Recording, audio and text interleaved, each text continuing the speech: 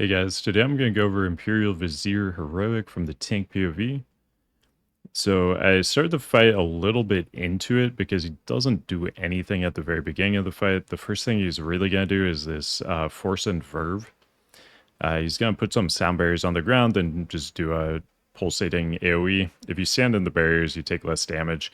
As a tank, it doesn't really matter to be in them at all. So you can just let other raid members do that. You can stay on it if you want, whatever. Then at 80%, he's going to fly over to this other platform. He's going to leave behind a clone. So most of the raid is still over there, killing that clone. And they're all going to join you over here once that's dead. The only people who really need to be over here are tank and healer. That's pretty much it. This attenuation is the big mechanic he's going to do over here. And this is, we'll rewind it just to see that again. So when he's casting this, the big tech here to always be able to dodge this easily, you're going to move, if you're the current tank, you're going to need to move to his back leg here, back right leg. You want to start in this position when he starts attenuation. From, I think this is from Foji, I'm seeing this left or right thing. It's going to do a different pattern of spheres coming out on each one. This Foji one lets us know that we're going to want to move left on this one, and sometimes it'll be right that you're moving. But the big tech here is that you always start around his back right foot, and then you start this left or right movement. So let's see what this looks like.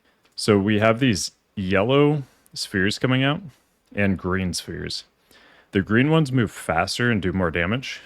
The yellow ones move pretty slow. But by starting there, we get a pretty good pattern that's easy to deal with. And we can kind of just go back and forth, left and right. You can also potentially just keep moving left the whole time too. But once you kind of get over that initial part, it does get pretty easy to dodge there. This exhale mechanic, he's going to channel it on a random raid member. As the tank, you just want to stand between that raid member and the boss. You're just going to soak that for them. Once he reaches 60%, he's going to move to the next one. So we can see again this attenuation. So we're starting at the back right leg, and then we're just slowly moving. If you get hit by like one, not a big deal, but definitely try not to get hit by more than one, ideally. Again, we have another exhale here.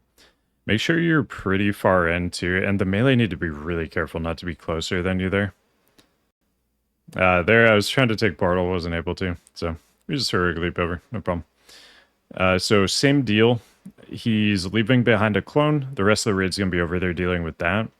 You do need to note that the attenuation goes across the whole room. So the attenuation over there is going to travel over here, so we will need to dodge it. The big mechanic over here, though, is going to be the mind control. It's really good to have some kind of AoE stun, like leg sweep or shockwave as the tank.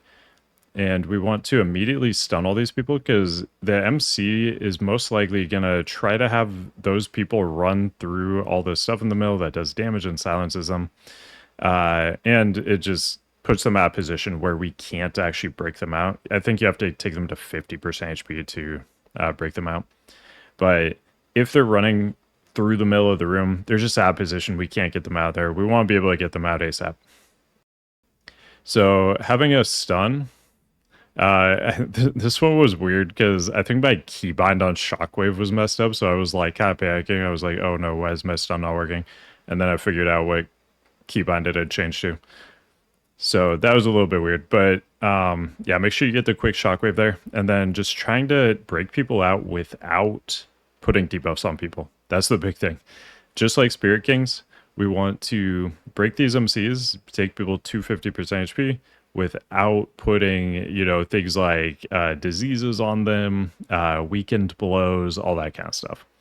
So just be really cognizant of that as a tank. And we just have a few people over here right now. So this is potentially a good time to use cooldowns if you feel like you could die. This convert cast, that's what we're watching for the MCs. That is a really good time to use cooldowns too, because these people are going to be kind of owning you once you have threat on them. So just be ready to use some cooldowns there, because that is one of the more dangerous parts of the fight. But now we got everybody over here at 40%. He's going to phase, and he's going to go into the middle. Again, we still have exhales here, so we're just standing between the targeted person and the boss. Here he's going into the middle. As a tank, you can, well, really anybody, you can pretty safely just follow him into the middle before the gas actually despawns.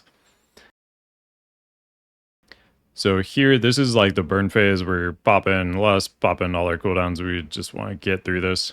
It's going to be the hardest part of the fight here.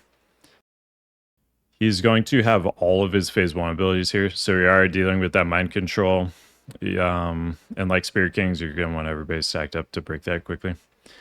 We have attenuation here. So again, we're starting on the back right foot. And then whichever side Foji says we're going to go. This was not my cleanest one ever.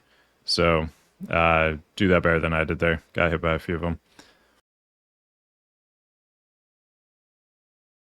And then he's casting the Force and Verve from that first platform we had looked at. And pretty shortly here, he's going to summon a clone. That's also going to do an attenuation. A tank needs to pick that up. Otherwise, anytime any of these clones or the boss itself doesn't have anybody in melee range, it's going to cast Song of the Empress. Song of the Empress is just like an AoE that hits the whole room, does a ton of damage. It's interruptible, but also you just interrupt it by being in melee range also. So you need a tank on this at all times when he's not casting. So there will be an opportunity here to go attack the other one. So we'll talk about that in a sec. But this is kind of the scary part, because you're going to have 2 attenuations going off at similar times here. So you're dodging this far one, and it's good to like kind of bring the boss a little bit away. So he spawns the clone a bit away, and then you'll drag the boss away from the clone, because you do not want 2 attenuations right on top of each other, both going off at the same time. That's just going to kill the raid pretty quickly. So biggest thing here is make sure you create a good amount of space between the echo and the boss. So now you can see we have all these orbs still out, and we have another attenuation going off here. And you'll also notice I did not go to the back right foot. So that is something I should have been doing here.